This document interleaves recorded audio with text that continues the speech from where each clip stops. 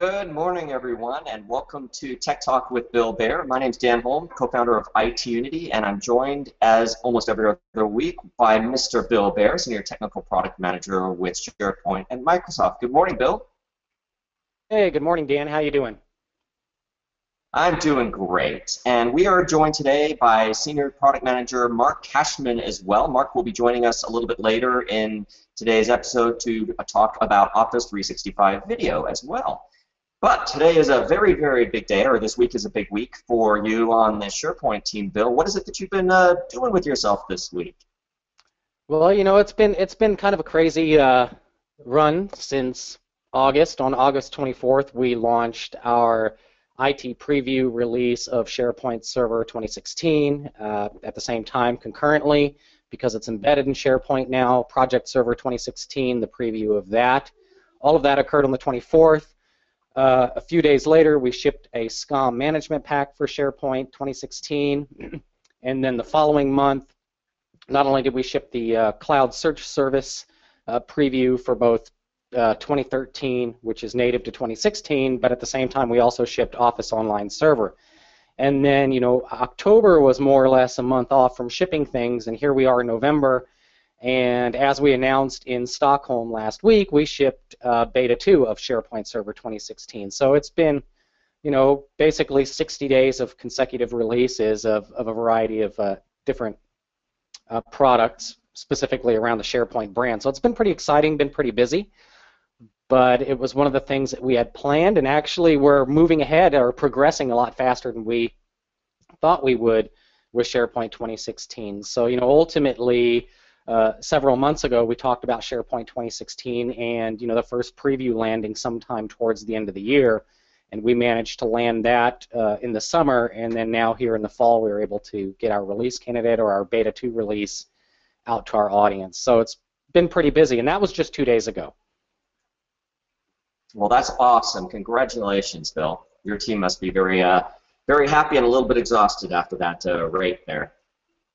Yeah, it was actually great. It's nice to be able to get these things out, to get the feedback that we're looking for. That was one of the ultimate goals of our IT preview release, was really to try to get feedback from our customers related to the release itself, some specific scenarios. MinRoll was one of those scenarios. The Cloud Search Service application or Cloud Hybrid Search was another one of those scenarios that we were looking for specific feedback on. And then largely it was about resiliency and reliability of that particular release. So as you know, we're very quality focused when it comes to SharePoint Server 2016.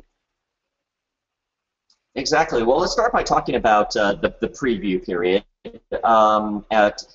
What sort of numbers in telemetry did you start to see? Did you get any surprises that really have already gone back to the teams and changed the quality of this release or of what the final release will be? I wouldn't necessarily say that any of the feedback that we've gotten has been necessarily surprising. Largely, most of the questions that we get are people looking for a specific feature. Excel services was one of those areas where they were looking for specific features that had been in Excel services that we shifted to Office Online Server, to which we then brought that release, the preview release of that, and made that publicly available so people could experience that feature. But all in all, I don't think anything from a feedback perspective has necessarily surprised us, at least throughout that preview period. And actually, from a preview perspective, we've had a lot of interest in the preview, which is actually great. So, between, the time we released it on the 24th of August all the way through this morning, there have been well over 3,000 downloads of the preview itself. There's 312 discrete discussions on the preview forum, another 160 on the Cloud Search Service application forum. The SharePoint hashtag was embedded in social conversations around preview over 40,000 times, over the course of the last couple of months. So we've actually seen quite a bit of volume, at least as related to preview. So hopefully we can see some of that same excitement and rate of conversation around the release candidate build as well. Awesome. Well, let's tell us a little bit about this build, and I would ask what's new in this build, but I think there might be some people who haven't yet had an opportunity to really dive into what was already there in the IT preview as well. So let's take the entire product as it stands right now and talk about some of the things that that we can expect as we deploy this into our environment that's new for both the, let's start with the infrastructure side. What's going to help us as IT to manage SharePoint more effectively? Yes, if you think about SharePoint 2016 to where we started with preview, some of the new things are immediately apparent that we've done on the infrastructure side. It all begins, with our new role-based installer. And that's that concept that we've talked about in the past called MinRole, to where we've evolved from being a role-agnostic product to a role-based product. So the immediate changes are right there. The one thing that we did deprecate was the concept of standalone installations to which SQL Server Express was embedded in the release itself. And we've done a lot of work to decouple a lot of the things that used to be embedded in SharePoint natively. So specifically SQL Server Express and that standalone install. And then also a Forefront Identity Manager, which used to drive a lot of the bidirectional synchronization scenarios. We removed, and instead we've taken a dependency on Microsoft Identity Manager 2016, and we're going to be releasing some scripts to GitHub and some tooling to GitHub to help customers take advantage of Identity Manager with SharePoint Server 2016. And the idea behind that is we can deliver a great set of tooling that gets customers up and running right away.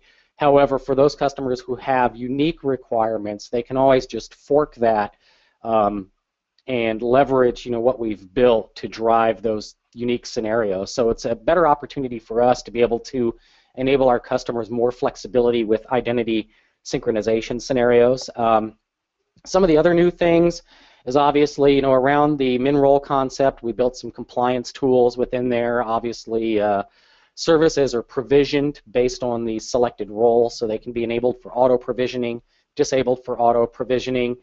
Some of the other things that we introduced is obviously our boundaries and limits have scaled beyond what they were in 2013 with the 2016 release.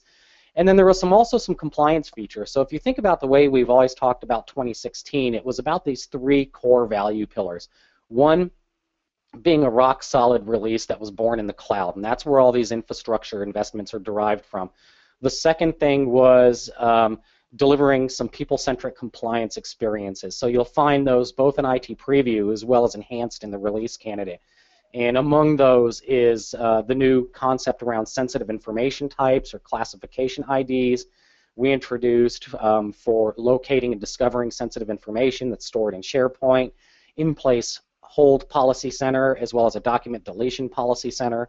So two new policy centers that are native to the product itself were introduced into the preview, as well as expanded in release candidate that drive that pillar. And then a set of great cloud-connected experiences, and that's where a lot of hybrid is derived from.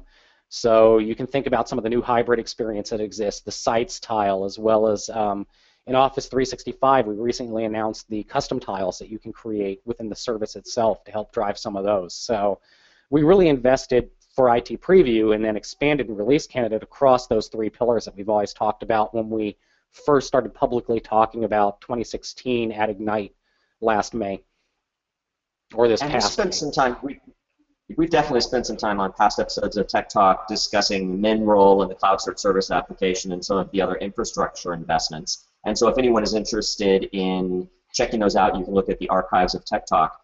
We haven't spent quite so much time talking about compliance. You did demonstrate it in one of the previous episodes, but in Stockholm last week, you did a demonstration to give people an idea of what this does. You did a demonstration where you're able to search for content, or you were able to basically set a rule that would identify content that had Swedish passport numbers in it, since we were in Sweden. Right. And that demonstration went over really well. Can you sort of describe that the demo that you did so that people can get a feeling for what that functionality does in SharePoint 2016? Yeah, absolutely. So this was the concept of sensitive information types in 2016. And to think about what a sensitive information type is, it's effectively a keyword that describes a particular piece of information. So in the case that I demonstrated in Stockholm, I used the Swedish national ID or Swedish passport number. I was looking for those two specific terms as they may appear within a given document or a piece of content within SharePoint, whether it's OneDrive for Business or a standard team site document library.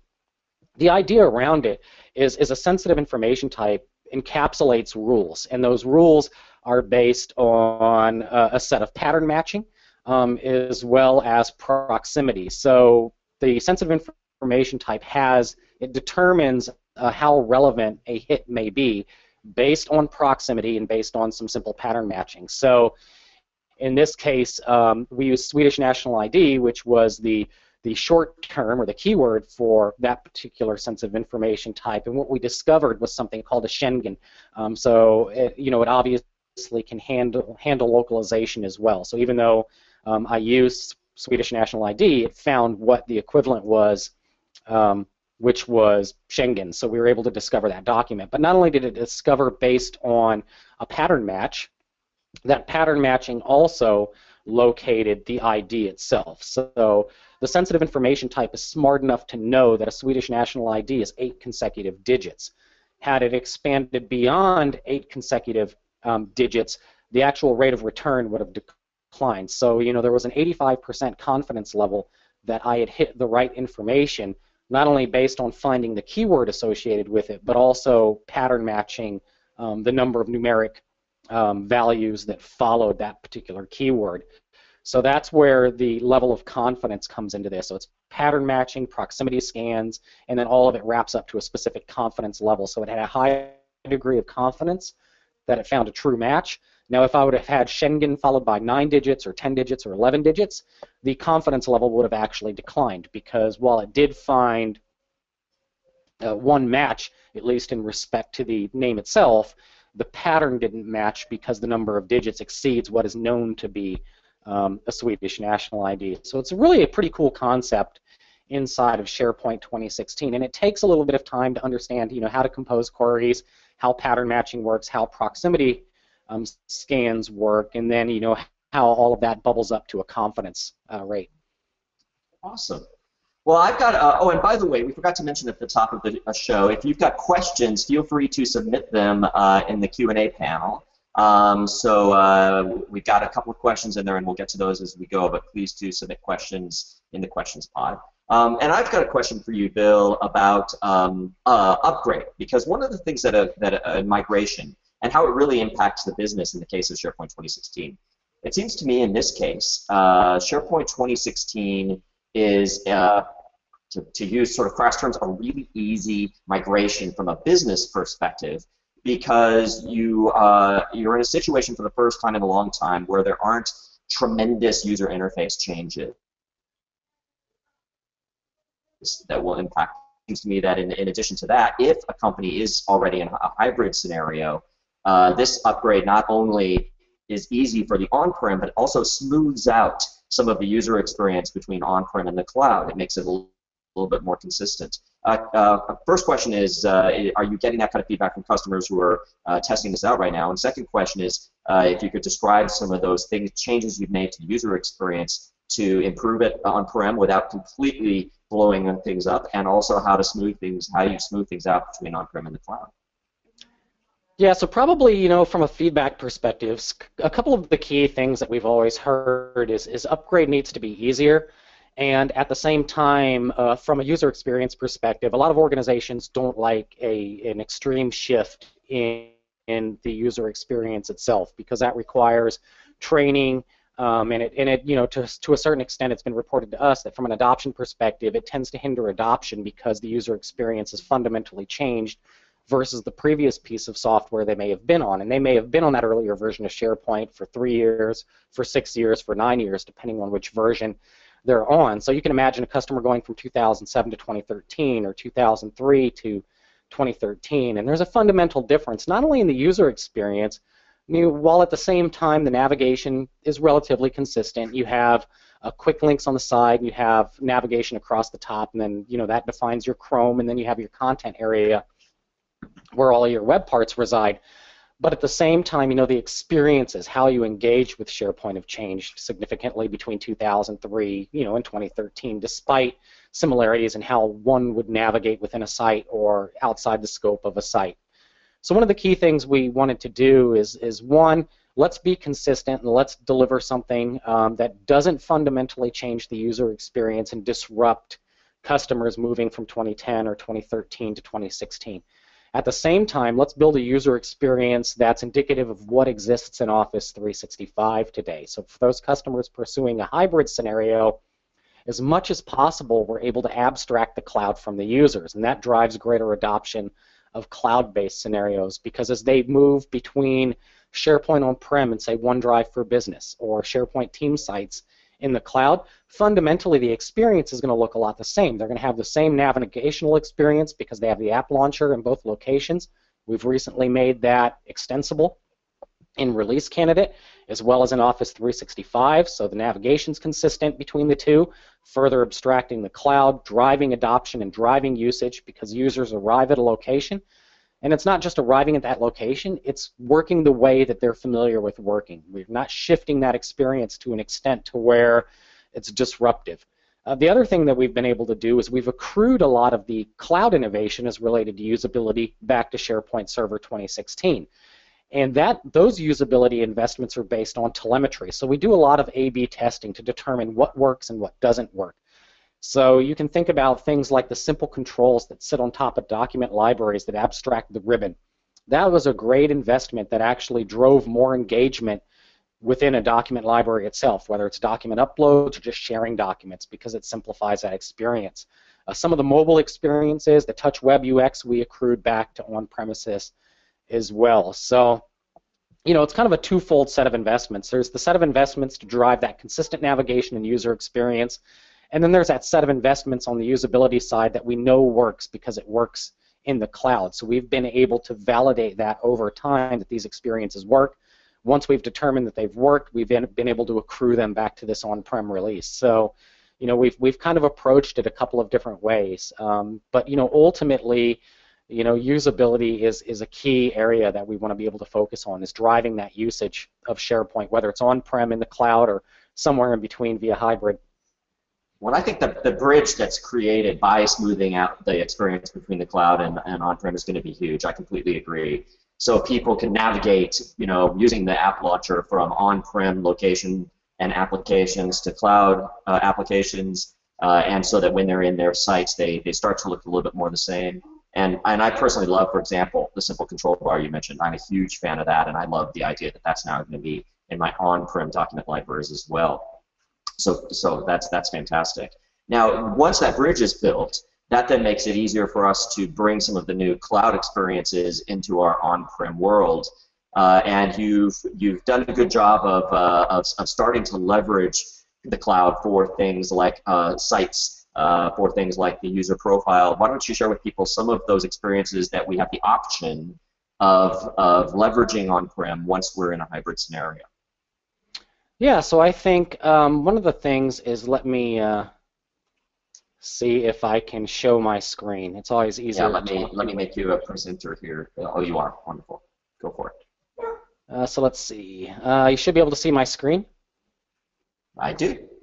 Okay, so you know, if you think about SharePoint 2016 and what we just talked about in the last couple of minutes was, one, consistency, at least related to navigation across cloud and on-premises, and that's that idea of abstracting the cloud and just making it work the way that users are familiar with working, regardless of where they may be accessing capability from. So here we are on-prem. This is a great example of a 2016 team site that's been lightly customized. It has some content, has some conversations. But the first thing you notice is the app launcher up at the top of the screen. As you can see, I've got an app launcher similar to which I have in Office 365. One of the hybrid scenarios that we talked about was our sites scenario, our hybrid team sites.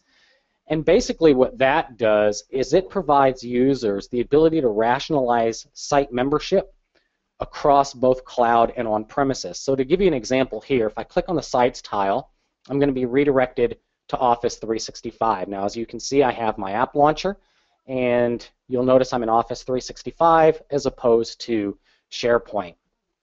You'll notice here sites I'm following is representative of not only sites that I'm a member of in Office 365, such as this Fabricam site here, but also sites that I'm a member of on premises, such as this Fabricam site here. You'll also notice on the suggestions side, I get suggestions regardless of where those sites may be. So I'm being provided recommendations for sites that I may be interested in that are not only exist on premises, but that also exist in Office 365. So as you can see, it really pulls these experiences together. The other thing as well is because the app launcher is extensible both on premises and in Office 365, you can do a lot of creative things. So if I want to get my users back to on premises, they can click on the app launcher, and you'll notice I have a custom tile here called Fabricam Intranet. And by clicking on that, it takes me right back to my on-premises site, to where we started this. The other thing as well is OneDrive for Business, another experience that you can configure that will actually redirect you to the cloud as well. So I can click on my OneDrive tile on-prem, and it takes me to OneDrive in Office 365. So as you can see, I have that functionality available to me as well. But then I also get a lot of the great investments that exist in the cloud that don't exist on-prem today. So as you can see, I have groups, I have my Shared With Me, which exists both on-prem as well as in Office 365. So really it's about binding a lot of these experiences together. So, and then the other thing that we've done is you need to be able to rationalize a lot of this information regardless of where it exists, whether it's in Office 365 or on premises, and that's where our hybrid search comes from. So again, a quick search like Fabricam, I can actually discover information in a single search result that's representative of content regardless of where that content may reside. So here's Fabricam on-prem, and here's a Welcome to Fabricam document in Office 365. So again, it's another way to rationalize information.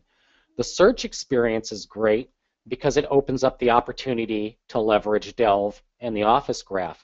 So now I can navigate to Delve, and within Delve I can perform a similar search for Fabricam, and I can retrieve results both from on-premises as well as Office 365. And I can add that content to boards. So as you can see, I have a Fabricam board, and I have content representative of both locations. So it makes, not only do I have a great search experience now by virtue of hybrid, but I have a great discovery experience.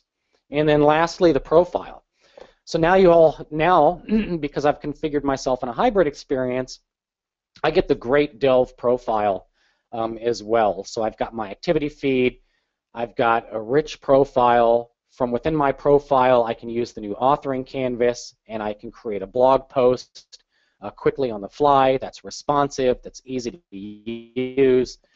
So very quickly, I can create a Hello World post, and I can title it and begin work with that. So I can just call this Lorem Ipsum, and I can save it automatically because it's going to save my drafts. So now I have a draft post saved. I can do a number of different things here. So it opens up a lot more opportunity than just being able to redirect a user to the cloud. It also brings a lot of opportunity in that you're bringing the innovation to the users. And bringing that innovation to the users, absent of having to commit to a full-scale migration. So it's a really easy way to begin taking advantage of cloud innovation absent full-scale migration. So it reduces costs, operationally as well as related to capital expenditure, because you can easily take advantage of the cloud very quickly. And then IT becomes that thing I've always talked about. From an IT perspective, you become that value-added service broker. You're no longer the systems administrator who simply just patches servers on a day-to-day basis. You're actually adding value to the organization. So it's that transition from a cost center to that value-added service broker. That's awesome, Bill. And speaking of profiles, while we're here in the Delve profile, you've added some new capabilities in SharePoint 2016 Beta 2 surrounding the user profile and synchronization. Why don't you catch us up on what exactly happened there? You mentioned NEM earlier, but let's repeat that and get a little bit deeper on that. Yeah, so one of the things that we've done is, obviously, because we removed Forefront Identity Manager from being embedded in SharePoint, we've decoupled it. Now we're taking dependency on Microsoft Identity Manager, and again, all of the tooling and the scripts necessary we've published to GitHub, so you can fork it and leverage it in a way that meets your needs, or you can just leverage it outright if you have a simple identity synchronization scenario that you're pursuing. Now on the aspect of custom profiles is one of the things that people have commonly done on premises is they've augmented user profiles with information from other data sources, or they've customized a profile to the extent to where users are able to add skills or add past work experience. You know, a very similar experience to that of, say, Facebook or LinkedIn or other places where you have a profile. So they've really done a lot of work to make profiles more rich, to make people more discoverable through search and other experiences and product. And as customers have moved to Office 365, or as customers have leveraged hybrid scenarios, one of the things they want to be able to do is have that same richness in profiles in Office 365, yet at the same time, they don't want to have to recreate a lot of those profile properties or force the users to recreate those.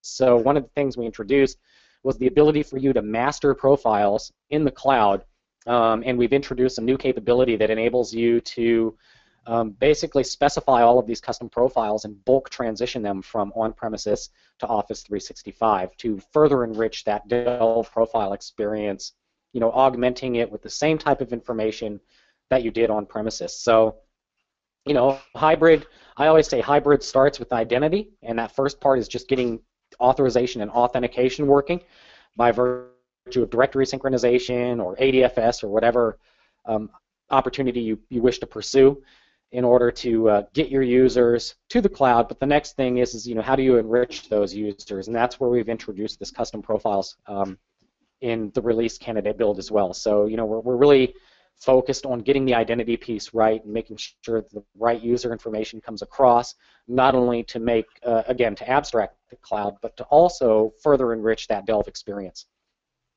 Fantastic. And so that to give people a feeling for how it works who haven't done it yet, where do they go in the cloud to master the profiles, and how exactly is that brought on-prem?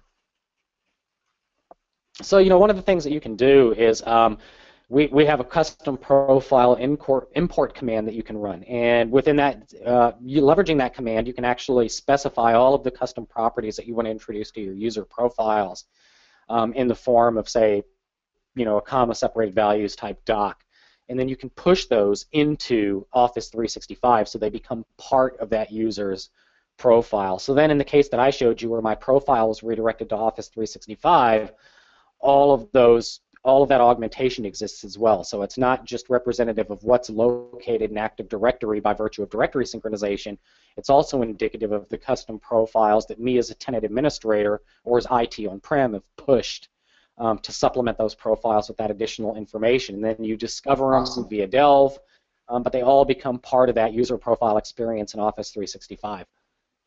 So the initial import's done with PowerShell to push the values up into the cloud, and then is any of that necessary to bring back on-prem, or is the concept that once we're doing that, we'll redirect profiles to the cloud as well, and we will just live within the Delve profile at that time?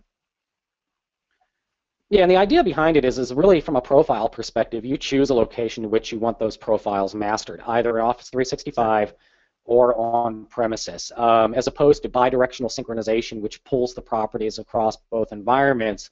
This is a way for you to master a profile in one location or another. So it's not, you know, it's not bidirectional replication of the user profile service as much as it's you augmenting profiles the way that you see fit, whether those are on-prem or in the cloud, and then, you know, you choose where to master them.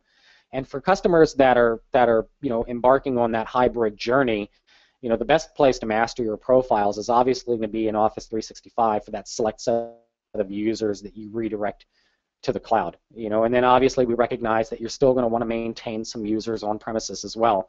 So in that case, that's why scenarios like OneDrive for Business and team site redirection is audience targeted. So you can target your whole organization, or you can selectively push users into Office 365. And that's one of those scenarios to which you may have a single location that's representative of 65% of your user base. You may have remote staff that represents the other 35%. They could be sales, marketing, people that are on the road and on the go that need real-time connectivity to corporate data. Hybrid's a great scenario for that because you can selectively redirect that 35% to Office 365. You can give them OneDrive for Business for enterprise file share and sync.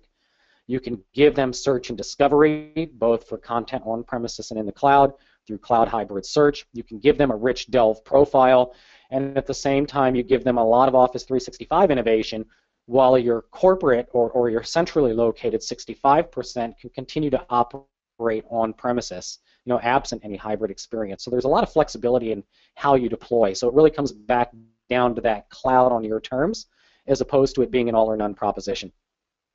Fantastic. Well, I want to wrap up because we have a special guest here today, but I want to hit you with a series of questions that we get almost every Tech Talk and that I know people are asking that center around the idea of in SharePoint 2016, very little has been removed from the product. Everything we're used to doing is still the same. So I'm going to ask you a bunch of questions. Can I still write full trust code? Yes. Can I use sandbox Absolutely. solutions? Can I run workflows that I built in SharePoint 2010? Oh, am I going backwards there? Yeah. So, at the end of the day, yes, you can write full trust code. Probably not so much with sandbox solutions, but you can definitely leverage the cloud app model, provider-hosted apps, whatever it may be.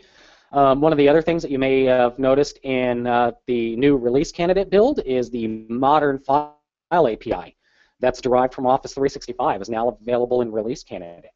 So if you wanted to take advantage of some of those new modern APIs that we've introduced in Office 365 as part of that API set, some of those are now available in the release candidate build. So the Files API in particular is there, so you can build in that direction.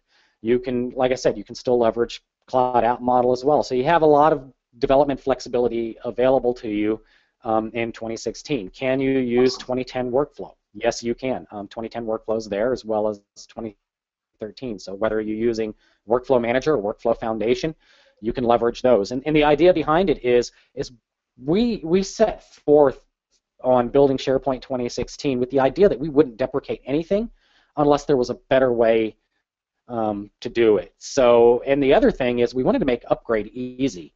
Upgrade has always been challenging because there was so much disparity between where you were coming from and where you were going to. It was either due to deprecations, it was due to things being marked obsolete, fundamental shifts in the way a particular service would work. This release is representative of something that we were able to do and really draw a lot of parity between 2016 and 2013 to simplify the upgrade process. So you no longer have to ask yourself these questions like, hey, I've been using Performance Point for decomposition trees or for global filters or for generating scorecards. Can I do that in 2016? How does it upgrade? The answer is it upgrades just fine, and yes, you can do it. So, the idea was just to make that upgrade migration process simple. And then the other thing that we're doing with 2016 is all of that focus on quality, reliability, and resiliency is really building a better foundation for the future with SharePoint 2016. Can I use SharePoint Designer 2013 just as I have in previous versions of SharePoint? Sure, why not? Can I use InfoPath 2013 to customize forms in SharePoint 2016? Absolutely. All right. And so we covered those. Are there any we've got a couple of questions from attendees. Are there any improvements to Performance Point, which you just mentioned? So from a Performance Point perspective, at least to date in the Beta 2 release, we've largely carried forward Performance Point from 2013 to 2016. So we haven't necessarily introduced yet any new capabilities into Performance Point, but we've taken a lot of the fixes that we introduced in 2013 as well as the core Performance Point functionality, carried that into 2016. As of today, and we haven't introduced anything new in the two builds that you have access to. So what you're going to find in Preview and Beta 2 is representative of what you found in 2013 with a lot of performance, scalability, and security fixes natively baked into it. Awesome. And business connectivity services, is it going to leverage the C2WTS service, the claims to Windows token service? In 2016, yes. Awesome. And one other question, and then we'll wrap up and transition to Mr. Mark Kashman. Is there anything on the roadmap for sites that don't require login? Now that Skype supports meetings like this and Google Hangout has done this, is there any future for having sites that basically are anonymously accessible? Today, obviously, in the service, you can use get a link functionality. You can do a couple of those things. You can do B2B external sharing to invite external users. It's not to the same degree of accessibility as anonymous. It still requires authentication. I think, from a site perspective, it's not anything that exists today in SharePoint 2016 IT Preview or Beta 2, the ability to take a site and make it anonymous. There's ways you can do that. There's ways you can do it at the web application level. You can make, effectively, anything you want anonymous because you own the infrastructure. You're just basically publishing to the internet. You're not requiring any kind of authentication. But there really isn't anything, that I'm aware of, at this particular point in time to take an individual site, a discrete site, make it anonymous for your users. We used to have a public site offering, which to a certain extent facilitated some of that, but at the same time, there's nothing that we've natively baked into these particular builds that we've released since August to facilitate that scenario. It's something that we hear a lot about. If it's a common ask that you're getting from your customers and you're running into that particular question quite frequently, I definitely suggest you add it to user voice, because if you're hearing it a lot, that means other people are hearing it a lot. And we'd like to gauge how frequently that particular conversation comes up through our feedback channels. That's a great point. And the URL for user voice for SharePoint is uservoice.com. You can just go to SharePoint. Yep, exactly. And once you're there, submit your idea, and then every members have an opportunity to vote that idea, leveraging their votes. You get 10 with the SharePoint server user voice, and you can, like I said, if it's something that's coming up that frequently in conversations you're having with customers, then it's probably something that other people are hearing too. So it's a great way for us to be able to gauge how frequently a particular question comes up. Now, in the past, absent a facility like user voice, we used to hear through the grapevines that a particular capability was needed. And then as we dug into it, we found that maybe it was 0.1% that were actually asking for that particular capability. So user voice is a great opportunity for us to actually gauge how frequently a particular request is coming up, and how necessary is it, at least in terms of priority from the things that we work on. So like I said, it's a great facility for us to figure out what's actually being asked of us from our customers and from you. Awesome. Well, Bill, thank you so much for spending time talking with us about SharePoint 2016 Beta 2. Congratulations on the release, and I look forward to seeing the final product down the pike. I don't suppose you're ready to tell us a date when the final product will be ready. That's going to be a question we get for sure.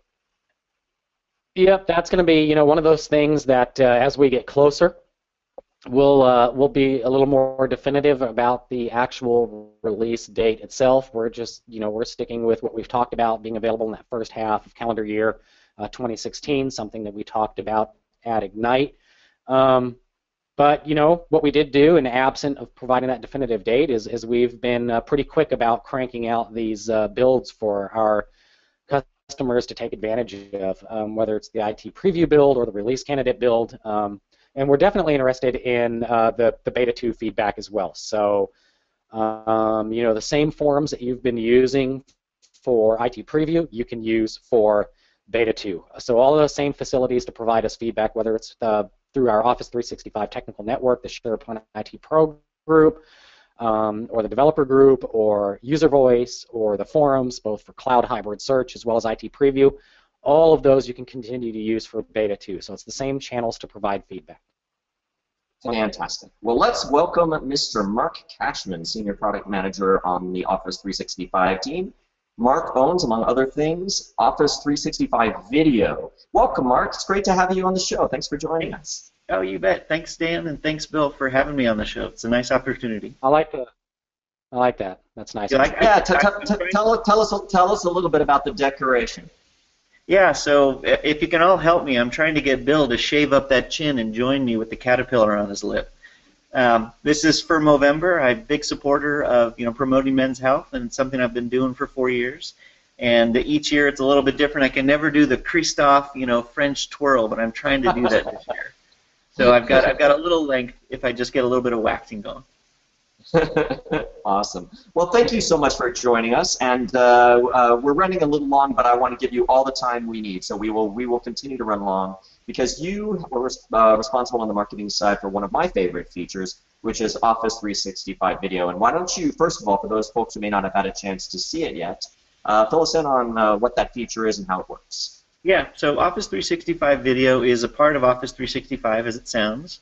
And it's one of those top tier tiles. You click into it, and either as an admin or as a user, you essentially are clicking into an enterprise video streaming solution. And it's characterized by having majority of the UI and the experience be native Office 365. But it's also powered by SharePoint Online and Azure Media Services. So you get the richness of metadata, you get some of the benefits of eDiscovery in terms of video content, but really the benefit to the end user is you get great streaming video that you can have in multiple channels. You can access it through web browsers of all sizes, both phone all the way up to something as big as the Surface Hub. And we're also delivering apps. So we've got an iPhone app out in the market, and we're thinking through other apps into the future. But really just gives a great reach so that people can communicate via video. It's a huge trend, obviously, if you look at what analysts are saying. Video is just going up and up. Look at us today, we're on video. And imagine this talk internally if we were to then take it on demand, something that maybe is live in Skype for Business or Skype in a local meeting, and then published out to Office 365 Video for everybody to consume, even to the extent of where you want to put it onto a team site and start to embed it outside of the portal. We're supporting that as well. So it's a pretty rich solution, and to be honest, really I think bridging from what you and Bill were talking about, it is what we've seen people build on SharePoint over the last, you tell me better, but maybe 5 to 6 years of people building video portals on SharePoint. We're really taking that and delivering that as a default offering of Office 365, obviously taking out the complexities of building the UI and connecting to the back-end service, and of course managing those end-user endpoints in a good experience. But it really is derived off of, we saw a lot of people building video portals, and we thought that would make a great addition to Office 365. We think it would make also a great transition to how people might start to think about leveraging the cloud. So we're pretty excited. We've had a really good first 6 months in production, and releasing tons of features and getting a lot of great feedback. Well, and to back up one of the scenarios you mentioned, one of the things we do at IT Unity is our Skype meetings are recorded and pumped up to Office 365 Video. So we use that to archive our meetings so that team members can catch up, or if we forget why we made a decision, we can actually go back and review that discussion at that time. And one of the other things I love, which I think you're getting ready to show right now about Office 365 Video, is the fact it really demonstrates that Office 365 is a lot more than just SharePoint Online, Exchange Online, and Skype for Business. It's leveraging across not only the Office 365 services, but Azure as well. So why don't you tell us a little bit about how the service actually works? Yeah, our intent is that it's an integrated experience. Whether you're a techie, like obviously, hopefully, folks on the call today, where you want to know how does it run, what powers it, and certainly what are the features and functionality. Our intent is to leverage the best services, the best UI, the best of everything that we have. And so a lot of the solutions, certainly in the way that people built it in the past, either was 100% on SharePoint. They may have had their own encoding system if they did that. Certainly their level of sharing and the streaming media services that we've had.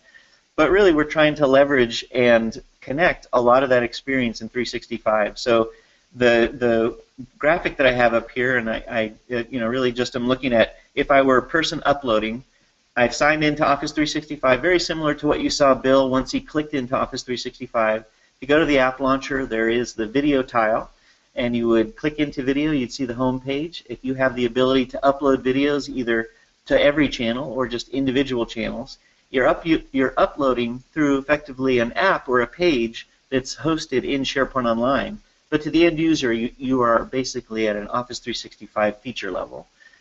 Once you start uploading, you're putting the initial video into SharePoint. So we're going to store that initial video file, and we're going to start a workflow that's going to take that video over to Azure Media Services, which is going to do our heavy lifting of encoding. It's going to give us a thumbnail, and then ultimately for playback. So once we get that little transfer back and forth of original file in SharePoint Online, we can then expect that if you needed to do an eDiscover or an audit that includes video content, that we wouldn't be excluded, so that certainly the video portal plays into that. We get the richest of metadata in terms of searching and discovery, so it does feed into Delve. So anything, the thumbnail, the metadata, really the video itself, feeds into the Office Graph, which gives us both search capabilities, whether you're inside the portal or out, but also that you get these video cards that now flow through Delve. So if you and I have been working together closely for maybe 2 months or so, and I upload a new video, automatically that's probably going to show in your Delve feed as a new piece of content that Mark's added to the system. It's going to have a nice look and feel in terms of the Delve card. It looks like it's a video. You expect to click and play it. And so we've got a nice connection to the search engine, which of course the Office Graph sits on top of.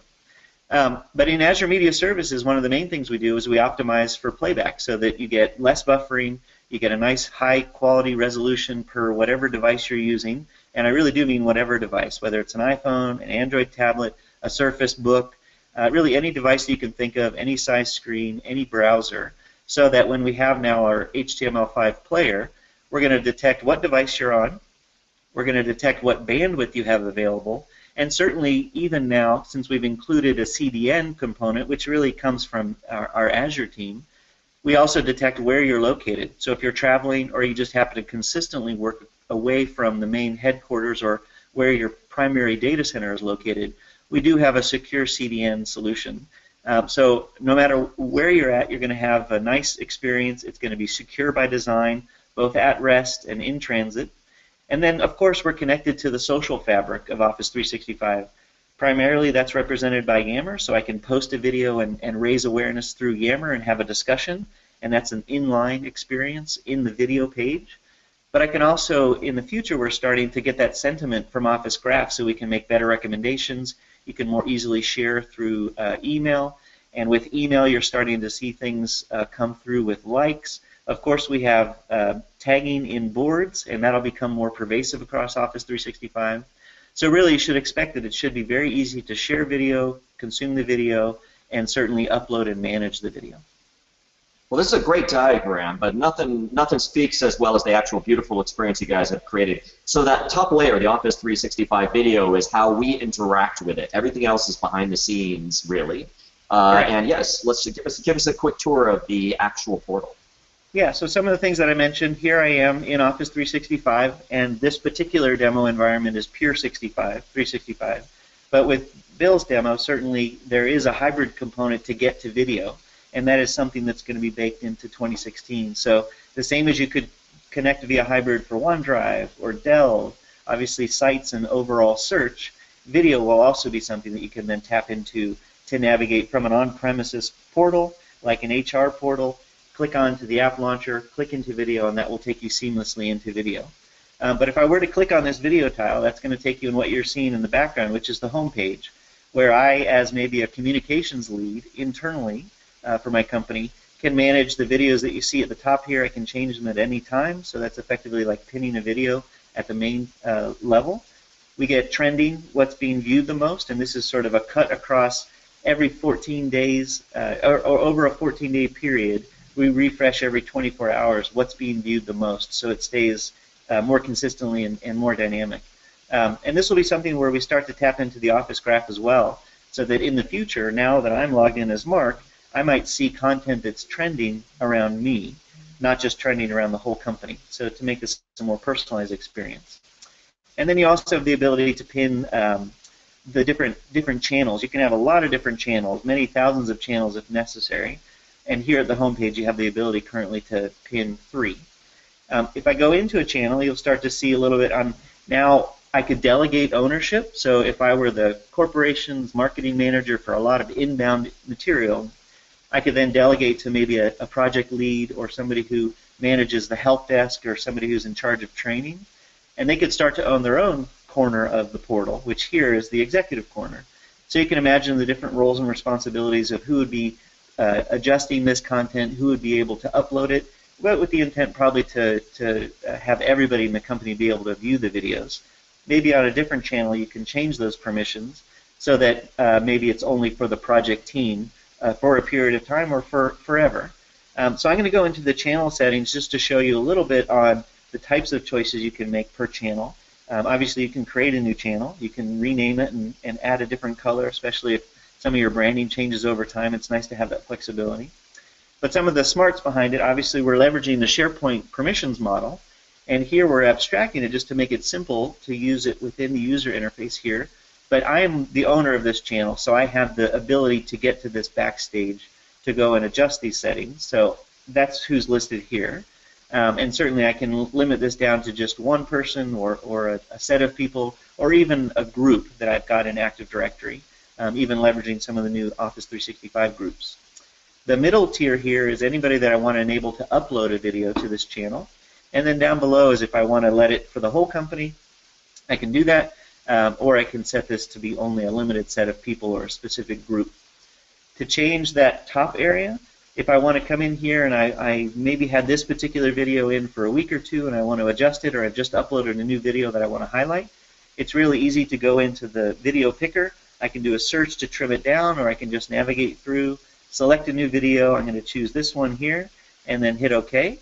And then when I save it down, automatically that's going to now be available to my users who visit this channel.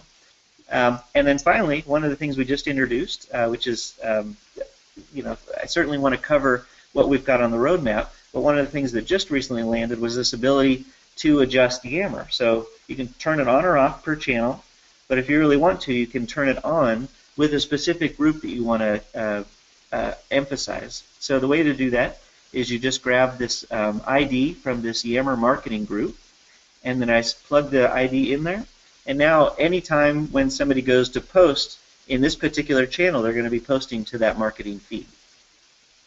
And then finally, awesome. Everything that you've been seeing here is responsively designed.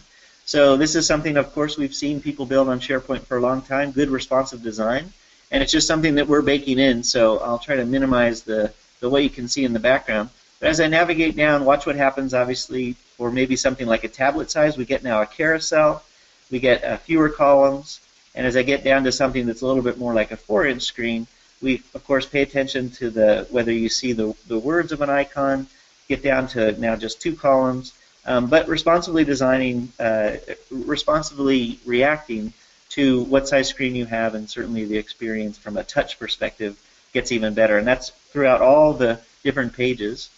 Final thing I'll show you, just I think that completes going back to the diagram, is now this video that's playing is going to be playing from Azure Media Services. So it plays nicely on this particular screen. Obviously, I can scale it up to full screen. I can adjust my resolution if I want to.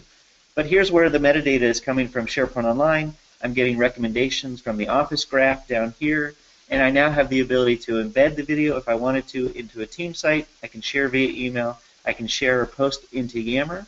And all the while, this experience is being brought together by this consistent UI and user experience, but really bringing in all of these other services into one nice experience for the end user.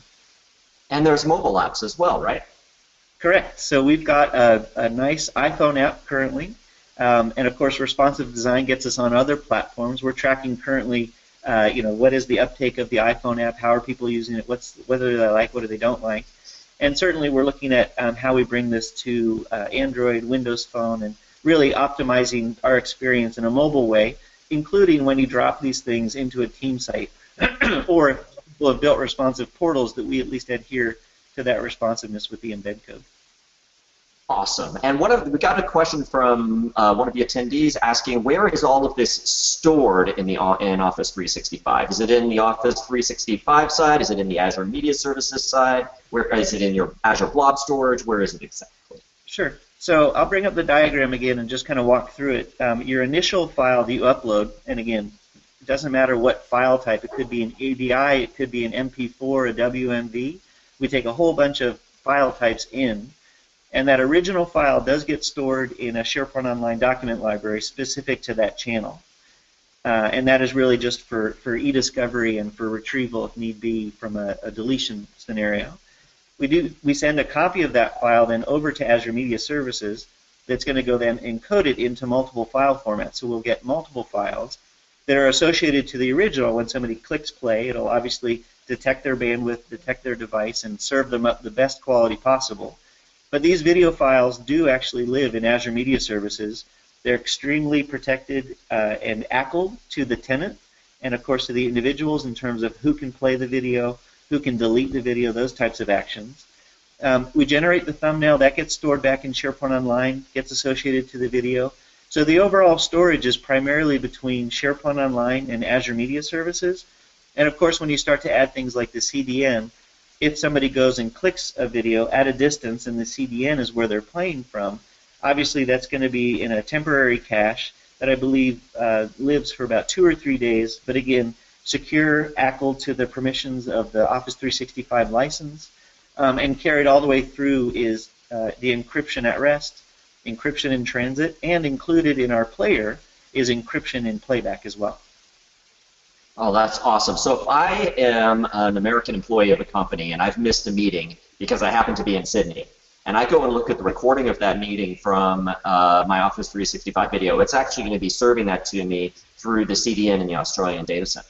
Yep, most likely that's going to be the case. It's going to be playing from the CDN lives in Azure, but the same concept in terms of where the data centers are.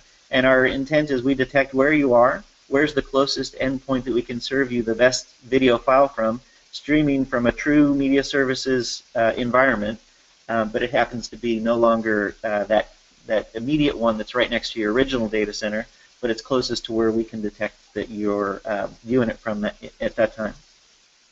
Awesome. And so just to summarize, because we're still getting a few more questions, the original video file stays and lives in SharePoint, but that's only been uploaded, really. No, you don't ever really interact with that after it's uploaded. Everything you're experiencing is coming from Azure Media Services after it's been transcoded into the individual media files, and those live in Azure Media Services. That's correct. That's correct. The only thing that we're thinking in terms of futures is when we want to enable the ability to download a file. And there's a couple scenarios where you might want to download the original, and we'll certainly be able to enable that. And then there's sometimes times when you want to download some of the ones that are more intended on playing back, most likely for mobile scenarios. You want to take the video with you, watch it on the plane, and optimized, really, when we do the encoding and standardize the format, if you're the original person who uploaded it, you most likely have the right codec and you know, the program to play the video back. But the versions that have been standardized into an MP4 format, which is really playable across anything, and obviously in our environment we give you the playback so that it's the best experience. But if you were to download that and watch it offline, most likely the version that's been encoded by Azure Media Services is the one that's going to give you the best playback for all of your users. Oh, that's fantastic. And not to put too fine a point on it, but Azure Media Services is the exact same set of services that one of my clients, NBC, uses to broadcast the Olympics to the United States, and that Sochi actually used to broadcast the entire games through Sochi2014.com. So this is a seriously robust set of services behind this. Yeah, and for us, really, it was the best option, if not, a significant option for building out Office 365 video. So if a customer today on SharePoint 2013, or if they're playing with 2016 and they're going to build a video portal, they could do everything that we did: build the UI, connect to Azure Media Services, leverage obviously a lot of the encoding, make the choices for the types of videos they can upload and what the experience is if they wanted to build a mobile app, if they wanted to build that connection to Yammer and all that stuff. But we really wired that all together, and choosing Azure Media Services, it's been proven out. You know firsthand, and certainly there's a lot of great sessions if you want to see how Azure Media Services was leveraged for the Olympics. And again, that's 2012, 2014. I believe we've won the bid for Rio, and I know you're working on that. And so it really is a robust back end that to do custom work, of course, you can do really anything you want and build against it. And it's exactly what our team in engineering has been doing. They've been building against Azure Media Services. They get the benefits that it's tried and true, and they have a whole grab bag of other capabilities, and a lot of which I want to talk about from a roadmap perspective, that is just going to be us standardized on how do we take that service in Azure Media Services and make it available to all Office 365 customers. Awesome. And I want to get to the roadmap, but one more point you brought up, though, that I wanted to touch on without digressing too much. But I would imagine if a customer were to try to build this on-prem, their budget probably couldn't even begin to approach what you guys have spent on building this service. And I'd like you to comment a little bit about how this kind of thing brings capabilities that would be beyond the reach of most customers to right to them through Office 365. Yeah, I mean, a couple of first things to think about. There's certainly the licensing for the different components. That could be, for Azure Compute, obviously for SharePoint, standing up the service. Typically, with a portal like this, you're going to have a little bit more of a dedicated resources. You may be doing the streaming yourself. If you use Azure Media Services, obviously they're going to do it for you, but you're going to pay for it. And then there's the lifecycle management. If you build a project, you typically would probably be about a 6 to 8 month project. So you've got the development time. And then just maintaining it, not just from a reliability perspective, but users are going to want to have another app or another feature or another connection to some back-end service. And those are things that we're going to certainly, like Bill was mentioning, you were talking about user voice. We're very focused on what user voice is providing as feedback. The number one request when we first launched was to enable embed, so that you can embed in a team site. And so that's now available. It's been in production for a number of months. It's something you can do across on-prem and online. So even in that scenario, we didn't just give you the embed code, but we did the testing so that if you were to drop it onto an on-premises team site, we manage the authentication. We give the option to sign in if they're not already signed in. So just thinking through some of those nuances, and it's just going to be cost of development, cost of deployment, and cost of maintenance and uptake. But a lot of the things that happen in Azure, everything we talked about, from transcoding, from playback, storage, anything that's happening in Azure is a cost that is not incurred by the customer. It's embedded in the cost of your Office 365 investment. So there's huge savings there. And certainly as we start to do things like one of the big items longer a little bit on the roadmap, not on the roadmap today, that I'll show you on the physical office.com/roadmap, is the one for us to take advantage of some of the speech-to-text technology that now is a part of Azure Media Services. So nothing huge to announce today in terms of a date, but certainly the team is thinking through design. And if you look at that as sort of an option that we have, and same as a customer on premises would have, imagine the compute when you start tapping into that service. It would certainly add a lot in terms of cost and complexity. And then not only do you just get the service and what it does, but you then want to build a nice experience around that. So with this rich additional metadata on a file, you could essentially search and find anything and go right to that spot in the video. And that would be complex in terms of development. So the team is certainly thinking through that. Again, not a big announcement today, but certainly a consideration that we're taking seriously. But it really is indicative, I hope, to answer your question, that even a small feature would have complexities to roll it out, to test it, and it is something where you see us on this cadence of about every 3 months releasing new features, obviously refining performance and user interface and accessibility. And some of the stuff I'll show you here in a second is just another set of innovation that we're bringing really in the next 3 months, and each of them a little bit has their different timeline, but they're now all officially on the roadmap, which means they're in development and landing soon. Awesome. Well, I think that, it must be really exciting to be part of what I think was really sort of the first flagship piece of Office 365 that demonstrates that idea of pulling things from across the Microsoft Cloud into a new experience, delivering something to customers that they could probably not build effectively or affordably on their own. That must be a really exciting project to be a part of, Mark. Yeah, it's great. We're really, the portals is now going into the future. Obviously, we still focus a lot on custom portals and enabling even custom business solutions on team sites and portals. But where we really started to get a lot of feedback, and certainly our team wanted to take advantage of some of the ways of user experiences, was something like video. There's also the experiences in Delve. If you think about what people have built for people portals, now a lot of those experiences and capabilities are being baked into the Delve experience. And then if you look at even just Delve by itself, and something like Office 365 Groups, and I actually even think the way that Exchange is going holistically in the cloud, they really are bringing a lot of these experiences. There's an Office Graph element now inside Exchange Online called Clutter, which really just might look like a folder at the end of the day to the end user, but it's got the smarts and it's building off of the graph, which lives obviously not in Exchange Online. It lives in the breadth of 365. And if you look at groups, I know groups is a pretty complex topic in terms of how we do it, but it is just that, a member of a group, which could be 10 people, 100 people, navigating through the different services going from a shared calendar to a shared files, to even in the future a shared team site, and being able to just access it and navigate to it, leverage it, easily share, getting a lot of those boundaries of permissioning and deployment. But it is really bringing together services from across 365, back-end services, front-end services, and of course, some of these are coming out as overall new experiences for end users. Awesome. Well, so there's some cool stuff yet to come for video that you're able to actually tell us about today. So why don't you share with us some of the roadmap that has changed and some of the announcements for Office 365 Video? Yeah, thank you. So I'm going to go to the roadmap, and this is the physical roadmap. This is live today if you want to go there today as I'm talking. The easiest way to get there that I remember is you just type in office.com/roadmap. But you'll see where it resolves to here. It takes you to the Success Center, which is really a center of gravity for a lot of use, adoption, and of course roadmap information that's coming. So it's a great destination to go to outside of just roadmap. I do encourage you to check it out if you haven't heard about what we're doing publicly.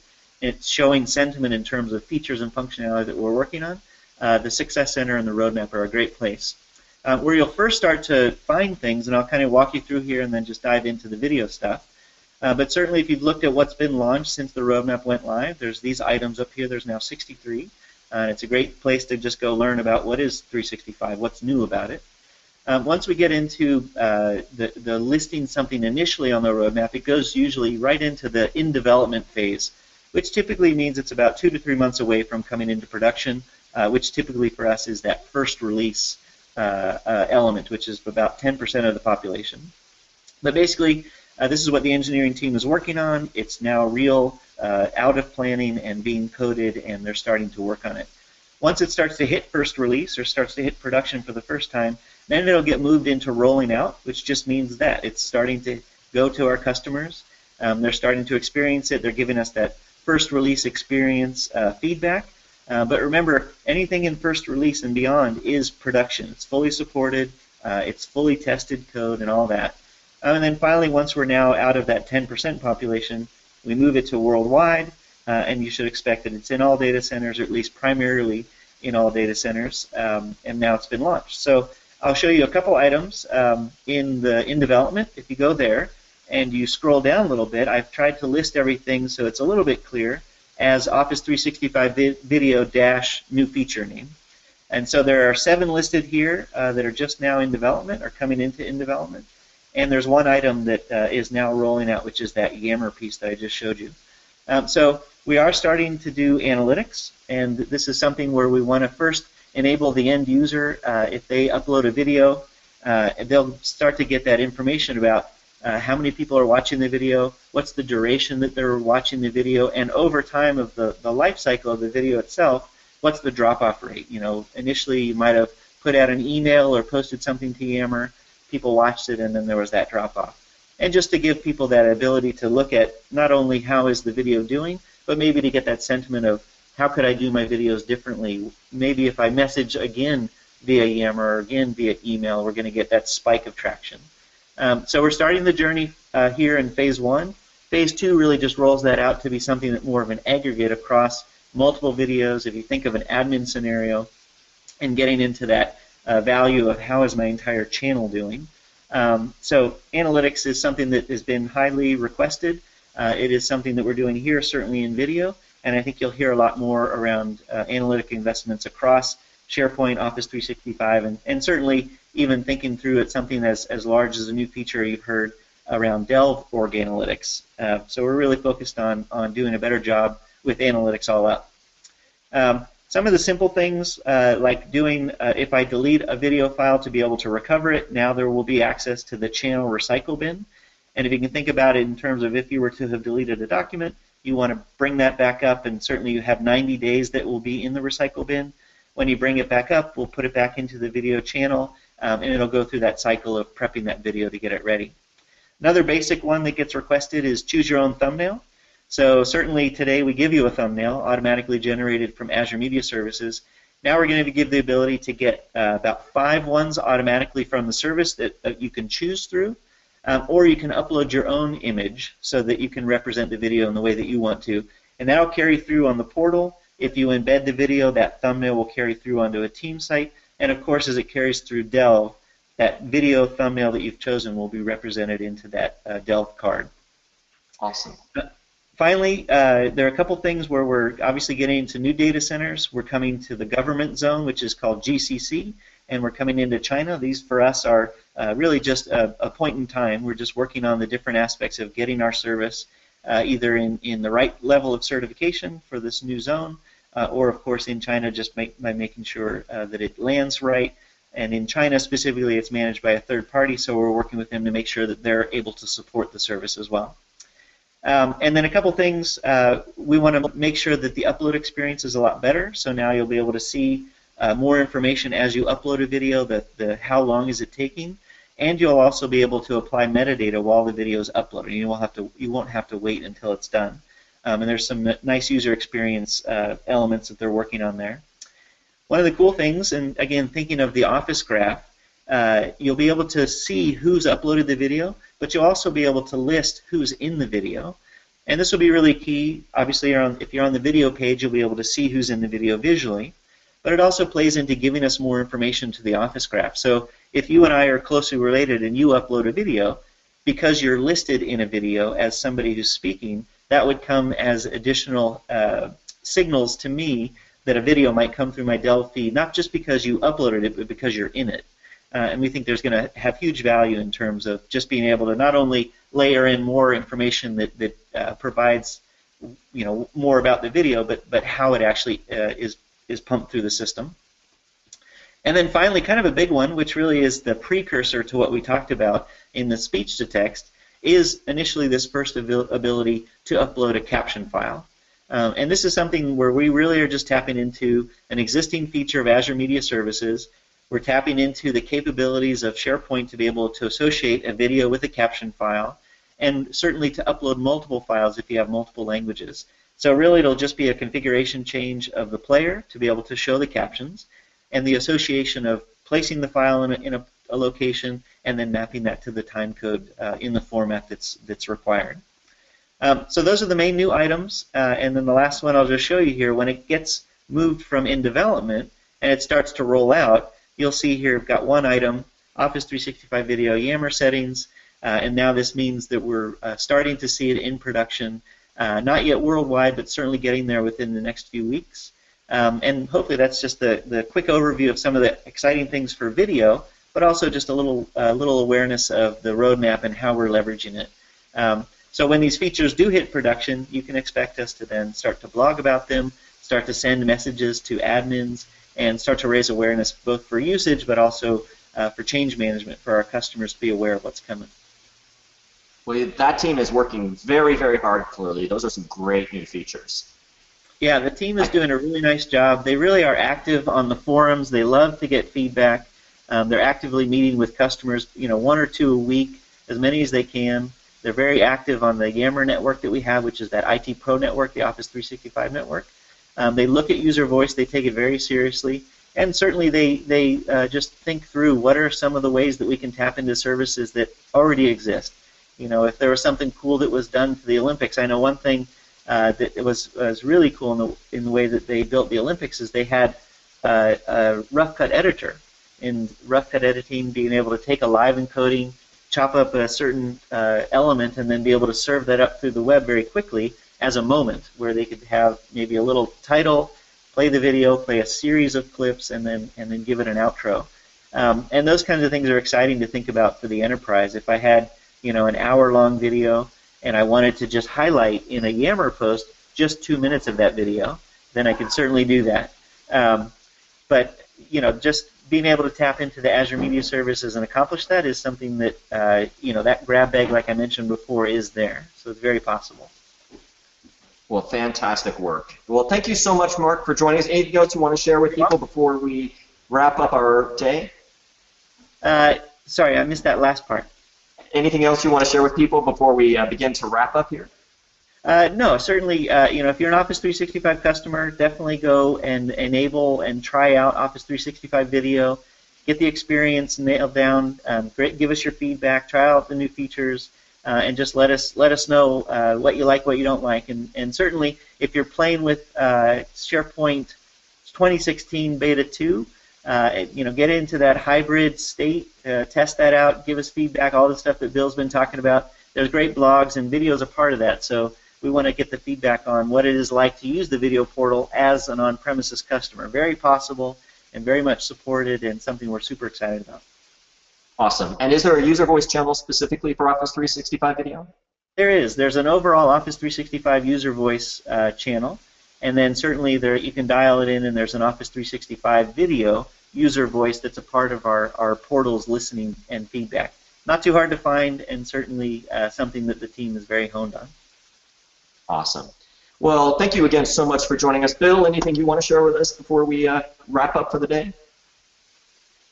Oh, Mark summarized it great. Definitely get started with video for customers who are on premises. For your typical collaborative purposes. Maybe it's content management, records management. At the same time with Release Candidate, you're also able to take advantage of video as well through hybrid scenarios. So, if you're a full-scale cloud customer, you've got video available to you. If you're an on-premises customer, you've got video available to you. So really, it's a great opportunity, regardless of where you are, to be able to take advantage of some of what Mark showed, as well as, you'll receive that constant innovation and all of those roadmap items as well. So. And just to wrap both of what both of you set up, this is a great demonstration with an amazing and innovative service in the cloud and a new release of SharePoint 2016 that brings the cloud to you on-prem to allow you to pick what you need for your business, whether that service is truly sitting only on-prem or whether it's sitting in the cloud, to pick that power and solve your business problems with it. So wonderful to see what you guys are doing. Thank you very much for running along with us. I appreciate it. I hope we didn't mess up your days too much. For those of you who are listening to the recording because you couldn't get into our website today, I apologize for that. And for those of you who are here live and want to share this with your colleagues, we will be putting this recording probably in 3 formats, the entire format, Mark's part and Bill's part, up to YouTube this afternoon, and we will be getting that out to everyone. Thank you so much for joining us. Bill, we'll look forward to seeing you next month. We'll determine the schedule for the next Tech Talk very shortly here. Given the holidays in the United States and worldwide, we will probably, I imagine, have one Tech Talk between now and the new year. So I'll look forward to seeing you then. So thanks so much for joining us, guys. Yeah, thank you, everyone. Thanks for joining, Mark. You bet. Thanks for the opportunity, and everybody else have a great day. Bye-bye, everybody. Bye.